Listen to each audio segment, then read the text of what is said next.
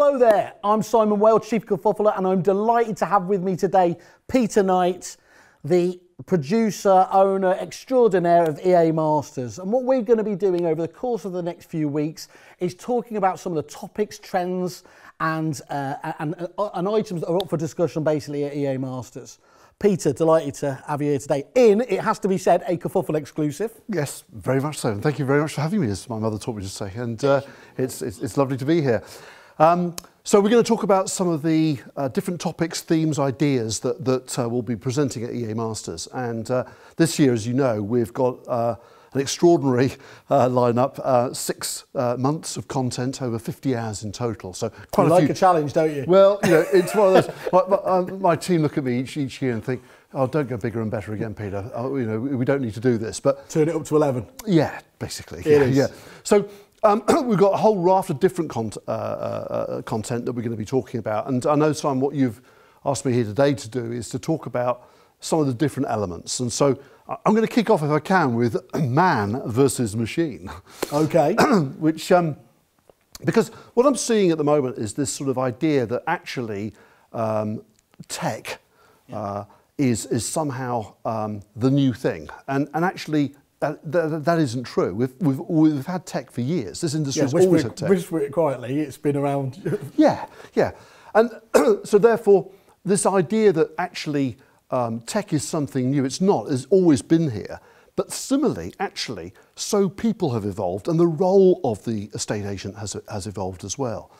You know, back in when I started in the industry, the key role was to actually provide a valuation on a property, right? It was, people came to estate agents because they didn't know what their property was worth. Well, today, with Rightmove and other data sources, quite frankly, the majority of properties, people can work out broadly what their home is worth. They can certainly find out what other properties similar to theirs have sold. So I think the role for people has changed to become much more marketing as opposed to valuing. You know, it's less, dare I say it, the traditional sort of surveyor type, and much more the marketing type. And likewise, also from a tech perspective, initially tech was there to assist people. I now believe that tech is there actually to replace those. That's quite a brave assertion, isn't it? Because, you know, I mean, you've never been fearful of making those grand statements, because people, you know, whether it's agents on Facebook or talking genuinely, they can be quite scathing about technology, can't they? And I think it's a little bit lazy a lot of the time. Yeah, and look, I think sometimes they've got a very valid point, because there is an awful lot of stuff out there that quite frankly, you know, is a solution in search of a problem, and it's not actually, you know, fit for purpose. But the point I'm trying to make is that if you want to scale your business, if you've got an estate agency business and you would want to really fulfill your potential and your business potential, I'm going to make the statement and say you have to include a tech stack within that. Yeah. And it's then a case, which of course is what you do, Kerfuffle does, is making sure you've got the right tech stack. And it's a combination, therefore, of the two things. And what I feel is going on in the debate is it's almost this, as I say, man versus machine. Yeah. No, it's not. It's an and. It's human and machine.